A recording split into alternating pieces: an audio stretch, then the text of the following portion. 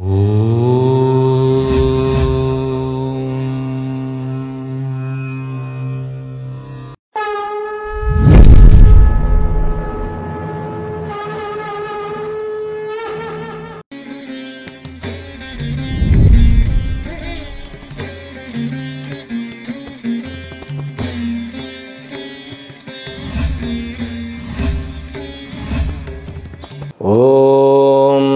கணாநான்த்வா கணபதிகும் ஹவாமஹே giving கவீனாமுபமஸ்ரவஸ்தமம் ஜேஷ்டராஜம் பிரம்மணாம் பிரம்மணஸ்பத ஆனஸ்ருண்வன்னோதிபிः சேதசாதனம். ஓம் ஸ்ரீ மகாகணபதயே நமோ நமः.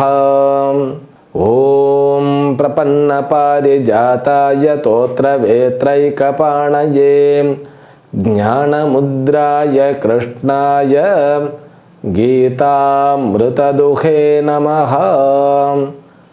ஓம் மூர்த்தியெல்லாம் வாழி எங்கள் மோனகுரு வாழி, அருள் வார்த்தை என்றும் வாழி, அன்பர் வாழி பராபரமே. ஓம் சர்வேப்யோ சத்குருப்யோ நமோ நமः. ஹரிஹி ஓம். உடைய வாழ்த்துக்களையும் வணக்கங்களையும் தெரிவித்துக் கொள்கின்றேன். எல்லாம் வல்ல அம்பிகையினுடைய பேரருளாலும் சுவாமி யோகஸ்ரீ அமிர்த மிருத்யுஞ்சயேஸ்வரருடைய திருவருளாலும் நம் அனைவருக்கும் அனைத்து விதமான சௌபாகியங்களும் லக்ஷ்மி கட்டாட்சங்களும் பூர்ண ஆசீர்வாதங்களும் ஆனந்தமான ஆரோக்கியமும் வந்து அமைய வேண்டும் என்கின்ற பிரார்த்தனையுடன் இன்றைய உரையை துவங்குகின்றேன். ஸ்ரீமத் பகவத்கீதா 13வது அத்தியாயம் 7வது ஸ்லோகம். ஸ்ரீ பகவானுவாச்ச அமானித்வமதம்பித்வம் அஹிம்சா க்ஷாந்திரார்ஜவம் ஆச்சார்யோபாசனம் சௌச்சம் ஸ்தைரியமாத்ம விநிகிரஹம். பகவான் கிருஷ்ணர் இந்த 13வது அத்தியாயத்தினுடைய தொடக்கத்தில் அர்ஜுனனுடைய கேள்விக்கு பதில் சொல்ல ஆரம்பித்திருக்கின்றார். அர்ஜுனனுடைய கேள்வி என்ன அப்படின்னா, க்ஷேத்திரம் க்ஷேத்ரஜ்ஞா, பிரகிருதி புருஷம், ஞானம் ஞேயம், இந்த 6 சமாச்சாரங்கள் என்ன என்பதை விளக்கி தாருங்கள் அப்படின்னு சொல்லி கேட்டார். இது ஒட்டுமொத்த 12 அத்தியாயங்களுடைய சாராம்சம் அவர் கேட்கறது. இது அசி பதார்த்த விசேஷம் அப்படிங்கிறத நான் கடந்த தொகுப்பிலேயே சொல்லிட்டு தான் வரேன். 3வது ஷட்கத்தினுடைய ஆரம்ப அத்தியாயமாக இருக்கின்றது, முக்கியமான அத்தியாயமாக இருக்கிறது இந்த 13வது அத்தியாயம். 3வது ஷட்கம் அப்படிங்கிறது என்ன? ஈஸ்வரனுக்கும் ஜீவனுக்கும் இடையில் இருக்கக்கூடிய வேற்றுமை ஒற்றுமைகளை அலசி ஆராய்கிறது. கேள்வி, அது எனக்கு என்ன சோறு போடுமா? இந்த ஞானம் எனக்கு என்னத்தை கொடுக்கும்? இதை நான் எதற்கு ஆராய்ச்சி செய்ய வேண்டும்? உடனே நம்முடைய மனசு இல்லையா, பலனை எதிர்பார்க்கிறது தானே நம்மளுடைய புத்தியே. என்ன வேதாந்தம் படித்தா என்ன கிடைக்கும்? அசி பதார்த்தத்தை படித்தா என்ன கிடைக்கும்? என்ன கிடைக்காது அப்படின்னு கேட்கணும்.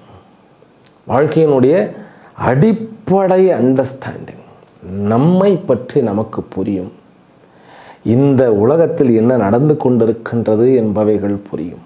இந்த உலகத்தில் என்ன நடக்கின்றது அப்படிங்கிறத நம்ம பேப்பரில் படித்தோ நியூஸை பார்த்தோ அல்லது வேறு ஏதாவது மூவி பார்த்தோ எல்லாம் தெரிந்து கொள்ள முடியாது.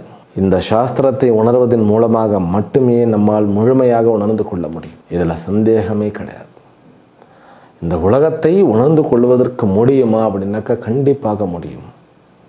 இந்த உலகத்தை உணர்ந்து கொள்வதன் மூலமாக இந்த உலகத்தில் உய்வடையும் முடியும். எப்படி வாழ முடியும், எப்படி வாழ வேண்டும் அப்படிங்கிறது புரியும்.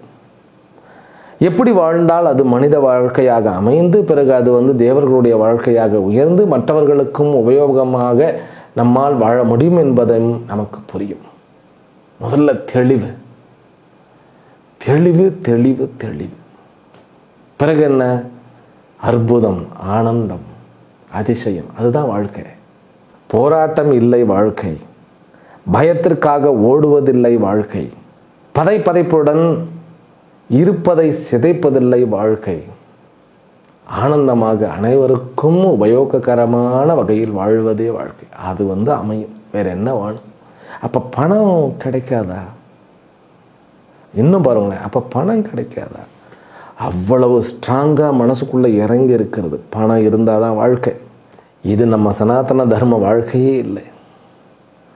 கிளியர் அண்டர்ஸ்டாண்டிங் இருந்தால் பணம் ஒரு பொருட்டு அல்ல.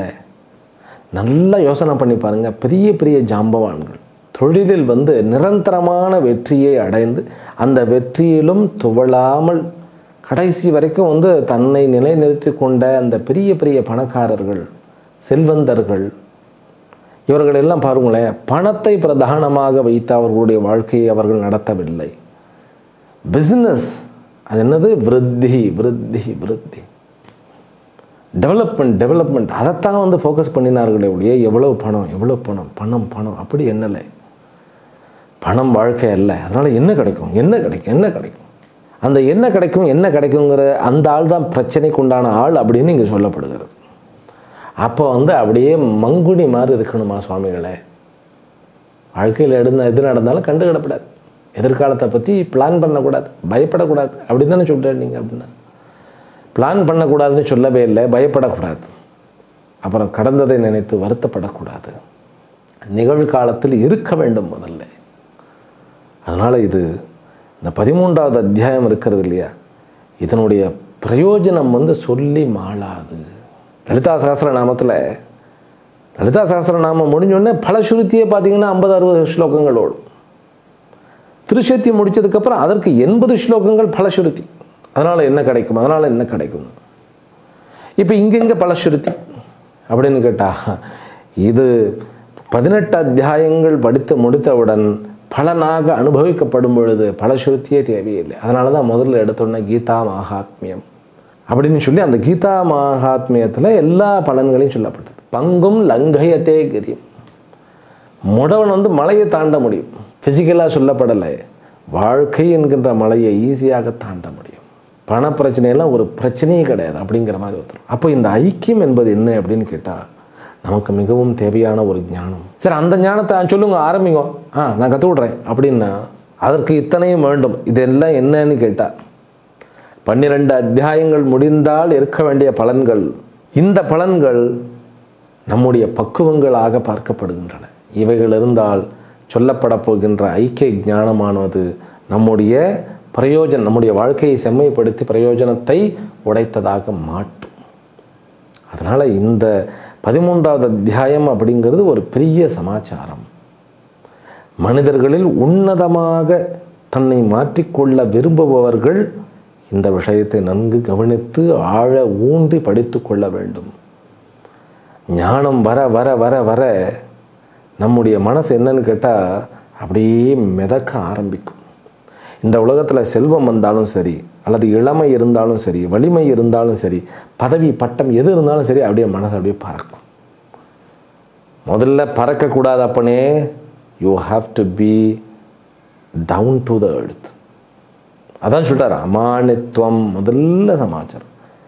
ஏன்னா பகவத்கீதையை படித்தால் இந்த அண்ட சராச்சரங்களில் இருக்கக்கூடிய சூக்ஷ்மங்கள் எல்லாம் புரியும். அப்போது மற்றவர்களை அப்படியே மட்டமாக நினைக்க தரும், அஜ்ஞானிகள் அப்படின்னு நினைக்க தோணும். அப்படி நினைச்சுடாத, டவுன் டு எர்த், தரையில் இரு. அமானித்துவம், தன்னை பெருசாக மதிச்சு கூடாது. தன்னை பணி உள்ளவனாக மாற்று. பணி உள்ளவனாக அப்படின்னாக்கா அப்படியே கூழ கும்பிடு போட்டு அடியேன் அடியேன் தொண்டருக்கும் தொண்டருக்கும் அடியேன். ஃபிசிக்கலாக அப்படி இப்படி காமிக்கலானாலும் மனசளவில் நாமும் ஈஸ்வர வடிவமே, அனைவரும் ஈஸ்வர வடிவங்களே அப்படிங்கும் பொழுது அங்கே சமத்துவம் தான் இருக்கும். அங்கங்கே மானித்துவம் வரப்போகிறது. அதனால தான் முதல் வார்த்தை அங்கிருந்து. இந்த மனுஷனுடைய மனசு தானே அத்தனைக்கும் காரணம். கொஞ்சம் திறமை இருந்தால் போதும், அடுத்தவனை மதிக்கிறது கிடையாது. கொஞ்சம் பணம் இருந்தாலும் சரி, எதை மட்டும் நான் விலைக்கு வாங்கிடுவேன் அப்படிங்கிற கர்வம் வந்துடும். அதனால் முதல்ல இதெல்லாம் இருக்கப்படாது. இந்த ஃபிசிக்கல் சரீரம் மனம் புத்தியை கொண்டு நாம் நம்மை இந்த வாழ்க்கையில் இருத்தி கொள்ளுவது என்பது தேவையில்லை. அதம்பித்துவம் இல்லாததை இருக்கிற மாதிரி காண்பிக்கக்கூடாது. அஹிம்சா, இந்த சரீரத்தை வச்சுட்டு ஹிம்சை ஈஸியாக பண்ண முடியும். இந்த டிவைஸை வச்சுண்டு நம்ம அடுத்தவருடைய உயிரை சீக்கிரமாக எடுக்க முடியும். ஒரு கொசு கொண்டு டப்புன்னு அடிச்சுட்டு போயிடுறோம். நமக்கு அடங்கின பிராணிகள்னாக்கா அவற்றை நம்ம கொண்டுட்டு போயிடுறோம். நம்முடைய வாழ்க்கையில் யாராவது தடையாக இருந்தால் அவர்களை கொல்ல வேண்டும் என்று துடிக்கின்றோம். வேண்டாம், அத்தனையும் நம்முடைய கர்ம பலனே. ஜாக்கிரதையாக இருக்கணும். இனிமேல் கர்ம பலன் வந்துடாத அளவுக்கு நம்முடைய விவகாரத்தில் விழிப்புணர்வாக ஜாக்கிரதையாக இருக்கணும். யார்? ஆன்மீக சாதகன், பிரம்மனிஷ்டனாக இருக்கக்கூடிய ஆன்மீக சாதகன். நம்முடைய மனம், புத்தி, நம்முடைய செய்கைகள் மற்றும் நம்முடைய குறிக்கோள்களில் விழிப்புடன் இருக்க வேண்டும். இதே சாஸ்திரம் சொல்லும், எல்லாத்தையும் உதாசீனப்படுத்து. குறிக்கோள் கிடையாது, புத்தி கிடையாது, மனசு கிடையாது. ந புண்ணியம் ந பாப்பம் ந சௌக்கியம் ந துக்கம். பாருங்களேன், ந வேதோ ந யஜ்ஞா அப்படின்னு சொல்லிட்டு கடைசியில் சிதானந்த ரூப சிவோகம் சிவோகம் அத்தனையும் விட்டுட்டு இரு அப்படிங்கிறது. அது எப்போ? கடைசியில் அத்தனையும் விட்டுட்டுனாக்கா உள்ளே, வெளியில் ஃபிசிக்கலாக போய் ஒரு குகைக்குள்ளே உட்காந்துக்கிடுறது கிடையாது. சுதந்திரவானாக இரு. No pressure, nothing. சுதந்திரவானாக இரு அப்படின்ட்டு. அதனால தான் ரொம்ப ஜாக்கிரதையாக இந்த பிரம்மனிஷ்டன் அப்படிங்கிறது மனிதனிலேயே மனிதருள் மாணிக்கம் அப்படின்னு சொல்கிறோம் இல்லையா. அவன் ஈஸ்வரனாகவே மாறி வாழுகின்றான் அர்த்தம். ஆனால் அதற்கு சாதனங்களாக இவைகளே ஞானங்கள். ஞானம் இருந்தாலும் இப்படித்தான் இருப்பார்கள். அஹிம்சா, எந்த உயிரையும் கொல்லாமை. அப்புறம் என்ன தெரியுமா? க்ஷாந்திஹி. இப்போ ஒரு கேள்வி தோணும் நமக்கு, எந்த உயிரையும் கொல்லாமல் இருக்க முடியுமா? நம்ம நடக்கும் பொழுதே 1008 கிருமிகள் இறக்கின்றன. மூச்சு காற்றில் ஊறுப்பட்ட பாக்டீரியாஸ் அப்படி கொல்லப்படுகிறது. இதே உபனிஷத்துக்கள் அதற்கும் பதில் சொல்லுகின்றன. அதனால தான் கர்மம்னு சொன்னாலே அதில் ஹிம்சை என்பது ஒன்று இருக்கிறது. இந்த சரீரம், மனம், புத்தி இவைகள்லாம் கர்ம பலன் இல்லையா? இந்த கர்ம பலன்கள் கர்மத்தை சார்ந்து தான் இருக்கும். கர்மம் ஹிம்சையை சார்ந்து தான் இருக்கும். அதனால என்ன தெரியுமா? ஒரே வழி, குறைந்த பட்ச ஹிம்சையுடன் வாழ்க்கையை தொடங்கு, நடத்து. ஆனால் கர்மத்திலிருந்து விடுபட்டு பூரண ஞானத்தை அடைந்து கர்மாதீத்தனாக மாறி விடுவாயாக. அதுதான் வேதாந்தம், உயர்ந்த சமாச்சாரங்கள். இவைகளை புரிந்து கொள்வதற்கு பொறுமை வேண்டும், பொறுமை வேண்டும். நான் ஏன் மறுபடியும் சொல்றேன்? சாஸ்திரம் படிக்கும் பொழுது அந்த அரை மணி நேரம் அமைதியாக உட்கார்ந்து கேட்கணும், கேட்க தெரிய வேண்டும். கிராந்தினா பொறுமை, கேட்கணும், நல்லதை கேட்கறதுல பொறுமை வேணும். பத்ரங்கருணே பிஸ்ருணுயாம தேவா பத்ரம் பஷ்யே மாக்ஷபிர்யஜத்ராஹ ஸ்திரைரங்கைஸ்துஷ்டுவாகும் சஸ்தனூபிஹி வ்யசேம தேவஹிதம் யதாயுஹு. தேவஹிதம் தேவஹி தத்தம் யத் ஆயுஹு அஸ்தி தத்பரியந்தம் ஜீவிஷ்யாமா. விஷேம, நல்ல வாழ்வோம், ஆனந்தமாக. அதாவது ஈஸ்வரனால் நமக்கு கொடுக்கப்பட்டிருக்கக்கூடிய இந்த ஆயுளை நல்லதை கேட்டு, நல்லதை சிந்தித்து, நல்லதை செய்து கொண்டு, ஆனாலும் செய்கையிலிருந்து தன்னை பிரித்து எடுத்துக்கொண்டு கர்மாதீர்த்தனாக வாழ்வேன், லோக சங்கிரகத்தை புரியக்கூடியவனாக வாழ வேண்டும் அப்படிங்கிறது தான் இங்கே சங்கல்பம். அதனால் சாந்தின்னா அமைதி, நல்லதை கேட்கறதுல அமைதி. அந்த கொஞ்ச நேரம் அமைதி பல்வேறு டென்ஷனை காலியாகிடும். முதல்ல அமைதியார். பூனையும் பரபரன்னு இருந்தால் செத்து போயிடும். நல்லா பாருங்களேன், சிங்கம் வேட்டையாடுகிறது, புலி வேட்டையாடுகிறது, இவைகள்கிட்ட பரபரப்பே இருக்காது. ஒரு சிங்கம் வேட்டையாட போகும்போது அப்படி அந்த கச்சிதமாக தன்னுடைய டார்கெட்டை பார்த்து அந்த நேரத்தில் தான் action plan, physical action plan. இந்த லாங் ஜம்ப், ஹை ஜம்ப் பண்ணக்கூடிய விளையாட்டு வீரனை பாருங்க, உள்ளுக்குள்ளே அமைதியாக வைத்துக் கொள்வார்கள். அவர்களுடைய இயக்கம் வேகமாக இருக்கும், ஆனால் அவர்களுடைய மனம் அமைதியாக இருக்கும். அதே போன்ற சாதகன் வெளியில் நடக்கக்கூடிய எந்த ஒரு நிகழ்வுகளுக்கும் தன்னுடைய மனதை சஞ்சலத்திற்கு உள்ளாக்க விட மாட்டார். அமைதி, சாந்தி, பொறுமையாக இருக்கு. இதற்கு இன்னொரு வார்த்தையும் இருக்கிறது, திதிக்ஷா அப்படின்னு இருக்கிறது. எது எனக்கு வந்தாலும் அது என்னுடைய கர்ம பலனினால் வருகிறது, அதனால் அமைதியாக இருக்கிறது. விவகாரம் செய்யும் பொழுது அமைதியாக இருப்பது தான் இங்கு சொல்லப்படுகிறதே ஒழிய, நம்ம குகைக்குள்ளே போயிட்டு அப்படியே அமைதியாக இருக்கிறேன்னு சொல்லி நம்மை நாமே மாறுத்தட்டி கொள்ளக்கூடாது. ஆர்ஜவம் அப்படின்னா நேர்மையுடன் இரு, உனக்கு நீ நேர்மையுடன் இரு. சுவாமி சித்பவானந்தா சொல்லுவார், சொல், சிந்தை, செயல், இந்த மூன்றும் ஒரே நேர்கோட்டில் இருக்கட்டும். முதல்ல குறிக்கோளை நிர்ணயம் பண்ணிக்கும் பொழுது பெரிய குறிக்கோளை நிர்ணயம் பண்ணணும். அதை குறித்து தான் செயல்கள் நடக்க வேண்டும். பெரிய சமாச்சாரம், குறிக்கோள் நிர்ணயம், அங்கிருந்து ஆரம்பிக்கணும். ஆர்ஜவம், குறிக்கோளை ஒட்டின நேர்முக வாழ்க்கை. அந்த குறிக்கோளை பற்றித்தான் நடவடிக்கைகள், சொல், செயல், சிந்தை. சிந்தைன்னா மனசு. எண்ணங்கள் அத்தனையும் உயர்ந்த குறிக்கோளை பற்றியே. சொல்லும் அதை பற்றி, சொல்லுன்னா விவகாரம் பண்ணுறது, செயலும் அதை நோக்கியே. ஆர்ஜவம் அப்படிங்கிறது என்னன்னு கேட்டால் ஒருமுகப்பட்ட வாழ்க்கை, சாஸ்திரத்துடன் ஒன்றிய வாழ்க்கை, வேதத்தை விட்டு விலகக்கூடாது. அடுத்தது ஆச்சாரிய உபாசனம், ஆச்சாரியோபாசனம். இது ஒரு பெரிய சமாச்சாரம். நம் சனாதன தர்மத்தில் 2 விதமான பரம்பரைகள் உண்டு. மோக்ஷ சாதனோபதேஷ்டு ஆச்சாரஸ்ய சுஷ்ரூஷாதி பிரயோகேண சேவனம் ஆச்சாரியோபாசனம். ரொம்ப அழகாக சொல்லியிருக்கின்றார் ஆச்சாரியர், மகாச்சாரியர் இல்லையா அவர். அதனால தான் நம்ம என்ன சொல்கிறோம், ஆதிசங்கர ஆச்சாரியார். ஆச்சாரியர்களுக்கு இல்லாமல் ஆச்சாரியர் அப்படின்னு சொல்கிறோம். அதனால் இந்த சங்கராச்சாரியாருடைய இந்த ஒவ்வொரு பாஷ்யமும் ஒவ்வொரு வார்த்தையும் அதாவது கரெக்டாக செதுக்கப்பட்டிருக்கின்றன. மோக்ஷ சாதன உபதேஷ்டு ஆச்சாரியஸ்ய சுஷ்ரூஷாதி பிரயோகேண சேவனம். ஆச்சாரியன் அப்படிங்கிறவர் ஒருத்தர் அமையும் பொழுது அது மகாபாகியம், பரம பாக்கியம் அது. அதனால தான் விவேக சூடாமணியில் இதே பகவத் பாதாள் தான் சொல்லியிருக்கார். துர்லபம் திரயமே வைத்தது தெய்வானுகிரக ஹேத்துக்கம் மனுஷ்யத்துவம் மமுக்ஷத்துவம் மகாபுருஷ சம்ஸ்ரயா ஏதத்ரயம் துர்லபம். இவைகள் 3ம் மிகவும் கிடைப்பதற்கு அரிதானவைகள். எவைகள் 3ம் சொல்லுகிறார். 2வது துர்லபம் திரயமே வைத்தது தெய்வானுகிரக ஹேத்துக்கம் தெய்வ அனுகிரகேண ஏவ ஹேத்தும் பவதி.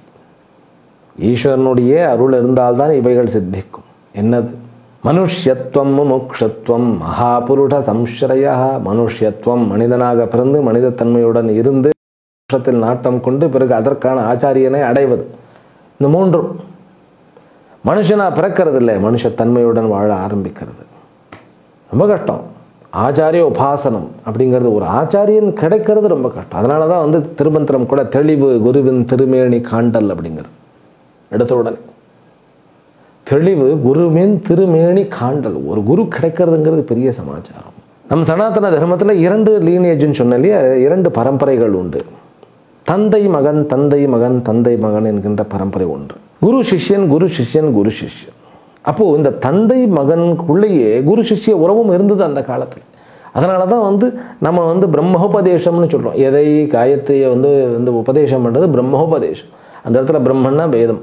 வேதத்தினுடைய சாரத்தை ஒரு தந்தை தன்னுடைய மகனுக்கு குருவாக இருந்து உபதேசிக்க, அந்த மந்திரத்தை சிஷ்யனாக இருந்து தன்னுடைய தந்தை என்று கருதாமல் குருவாக நினைத்து அதை ஏற்றுக்கொள்ளுகின்ற அந்த மனம் வேதத்தை ஏற்றுக்கொண்டு செரிப்பதற்கு தயாராகிறது. அந்த வேத ஞானத்தை சுமந்து பிறகு அதை செரித்து அந்த வேதமயமாகவே மாறி வேதாந்தங்கள் மயமாக மாறி இந்த உலகத்தை உய்விப்பதற்காக அவனுடைய வாழ்க்கையானது துவங்கப்படுகிறது. அதனால தான் அதற்கு பேர் என்ன? பிரம்மோபதேசம். மகாத்புதம். இங்கே குரு சிஷ்யன் வேதாந்தத்தை சொல்லிக் கொடுத்து அந்த சிஷ்யன் தன்னுடைய குருவிடம் 12 வருடங்கள் மினிமம் சுஷ்ரூஷா. என்ன வேலை, எத்தனை வேலை, கௌரவம் பார்க்காமல் சின்ன வேலையிலிருந்து பெரிய வேலைகள். சுவாமி சித்பவானந்தா நான் பார்த்த சன்னியாசிகளுள் ஒரு அபரிமிதமான ஒரு ஞானத்தையும் இந்த கர்மத்தில் அவர் மாதிரி இருக்கவே முடியாது. அவர் சொல்லுவார், கழிவறையை சுத்தப்படுத்துவது, பிறகு பூஜை அறையை சுத்தப்படுத்துவது, பிறகு சமையல் அறையை சுத்தப்படுத்துவது, 3ம் ஒரே மாதிரி அப்படின்னார். கௌரவம் கிடையாது. ஒன்று ஏற்றி இன்னொன்று தாழ்த்தி கிடையாது. இன்னும் கூட ராமகிருஷ்ணா மிஷனுடைய சாதுக்களை நீங்கள் பாருங்களேன், எந்த வேலை கொடுத்தாலும் அவர்களுடைய டியூட்டி மாறிக்கொண்டே இருக்கும். கேஷியராக உட்கார வச்சுடுவாங்க, பணத்தை எண்ணிகிட்டே இருக்கும் பொழுது. திடீர்னு எடுத்து மாட்டு பண்ணையை பார்த்துக்கோங்கன்னு சொல்லி டைரி ஃபார்மை பார்த்துக்கொள்ளணும். மாடுகளோட, எல்லா மாடு சுற்றி மாடுகளோடு இருக்கணும். ஆனால் அது எவ்வளோ பாக்கியம். சரி, அதன் பிறகு உடனே விவசாயத்தில், உடனே அடுத்தது ஸ்கூல் அட்மினிஸ்ட்ரேஷனில், பிறகு எதுவுமே வேண்டாம்னு சொல்லி கிச்சனில் போட்டு சமையன்றுவாங்க, இல்லை சமையலை பார்த்து கொண்டுருவாங்க. அதுக்கப்புறம் என்ன கட்டட வேலையை கொடுத்துருவாங்க. எந்த வேலையையும் முகம் சுளிக்காமல் இவர் என்ன சொல்லுவார், தன்னுடைய அந்த வாரத்தில் ஒரு நாள் டியூட்டி. சுவாமி சித்பவானந்தா அவர்கள் அந்த குழந்தைகளை அந்த பள்ளியில் படிக்கக்கூடிய குழந்தைகளை அந்த பப்ளிக் டாய்லெட்டை வந்து எல்லாரும் சேர்ந்து தேய்ச்சி கழுவு, இவரும் போய் கழுவார். விவேகானந்தருடைய வழி அது. சிறு வேலை பெரிய வேலை கிடையவே கிடையாது. அதனால் அவர் இருந்தப்போ அவர்கிட்ட படித்த அந்த மாணவர்கள் எல்லாம் ரிஷிகளாக வடிவெடுத்து இந்த உலகத்தில் எல்லா மொழியிலும் இருக்கிறார். ராமகிருஷ்ணா மிஷனில் படித்த அந்த குழந்தைகள் அத்தனையுமே உண்மை அறிந்தவர்களாக, அந்த படிக்கிற காலத்தில் அவர்களை வந்து கட்டுப்படுத்தும் போது அவர்கள் கோவப்பட்டு வம்பு பண்ணி பிறகு வந்து அடம் பிடித்து பிறகு அடி வாங்கி பிறகு உருப்படி ஆகி இப்போ வந்து சுவாமியினுடைய பெயரை சொன்னாலே போதும், சுவாமி விவேகானந்தன்னு சொன்னாலும் போதும், ராமகிருஷ்ணான்னு சொன்னாலும் போதும், சுவாமி சித் பவானந்தான்னு சொன்னாலும் போதும், அவ்வளோ ஒரு கௌரவம் மதிப்பு. எத்தனையோ பேர் அங்கே வந்து கைக்கூத்தல் அரிசி தான் சரியா, அதை சாப்பிட்டு அப்போ வெறுத்து போயிடுவான் வெளியில் வந்து. அப்புறம் ஒரு 5-6 வருடங்கள் கழித்து ஆரோக்கியம் குறையிறத பார்த்து இந்த வெள்ளை ரைஸ் வேண்டான்னு சொல்லிட்டு மறுபடியும் கைக்கூத்தல் அரிசியை சாப்பிடுவான். ப்ராக்டிக்கல் சுவாமி. அதே மாதிரி சுவாமி பூஜ்ய சுவாமி தயானந்த சரஸ்வதி அவர்கள் ரொம்ப ப்ராக்டிக்கல். அம்மான்னா அவர் தான் அம்மா என்னுடைய குருநாதர். அப்போது அவர்களுடன் நம்ம வாழ்ந்த வாழ்க்கை, எனக்கு பாக்கியம் வந்து 12 வருடங்கள் அவருடன் இருக்க முடிந்தது. அது ஒரு கொடுப்பேன். பெரிய ஆச்சாரிய உபாசனம்னா நம்ம வந்து சொல்கிறதுக்கு வார்த்தை இல்லை. இந்த ஆச்சாரியன் அப்படின்னு ஒன்று கிடைக்கிறது. இந்த 2 லீனேஜ் பரம்பரை சொன்னோம் இல்லையா, அந்த 2 பரம்பரையும் எதை வந்து காப்பாற்றி கொண்டு வந்தது அப்படின்னாக்கா வேதாந்தம் மற்றும் வேதம், பிறகு வாழ்க்கையினுடைய முறைகள், புராணங்கள், இத்திஹாசங்கள், பிறகு பூஜா புனஸ்காரங்கள், மந்திரங்கள், யந்திரங்கள், தந்திரங்கள், இவைகள்லாம் இன்னும் வந்து கொண்டே இருக்கின்றன. இவர்களெல்லாம் இப்போ தானே நம்ம பிரிண்ட் பண்ணுறோம், புஸ்தகமாக பிரிண்ட் பண்ணி அது புஸ்தகமாக பண்ணி வீடியோ பண்ணி யூடியூப்பில் போட்டு எல்லாம் இப்போ தானே பண்ணுறோம். எத்தனை காலங்களும் புத்தி ஒரு ஹெட் டு ஹெட் அப்படிம்பார் Swamiji. Knowledge travels head to head, ஒரு தலையிலேருந்து இன்னொரு தலைக்கு போகுதுங்கிறார். ஆச்சாரியனுக்கு சேவை பண்ணுவது சேவைன்னு சொல்லப்படலை, உபாசனைன்னு சொல்லப்பட்டிருக்கு. அழகான வார்த்தை, வேதவியாசருடைய வார்த்தை. குருவுக்கு சேவை பண்ணுறது வந்து சேவை பண்ணுறது இல்லைப்பா, அது உபாசனை. என்ன உபாசனை அப்படின்னு கேட்டால் அதுதான் ஈஸ்வர உபாசனை, அது ஈஸ்வர உபாசனை. அதனால் இந்த ஆச்சாரிய உபாசனை அப்படிங்கிறது வந்து ஈஸ்வரனையே உபாசனை பண்ண. அதனால தான் குருர் பிரம்மா குருர் விஷ்ணு குருர் தேவோ மகேஸ்வரः குரு சாட்சாத் பரம் பிரம்ம தஸ்மை ஸ்ரீ குரவே நமஹ. குருவே சிவன் பிரம்மா விஷ்ணு, குருவே அந்த பரபிரம்மன், அதுதான் உண்மையும் கூட. இந்த குரு சிஷ்யனுடைய அந்த கனெக்ஷன் இருக்கு இல்லையா, எந்த உறவை காட்டிலும் இது வந்து அவ்வளோ ஒரு உறவு. ஏன்னா இந்த உறவின் மூலமாக பந்தமானது நீக்கப்படுகிறது.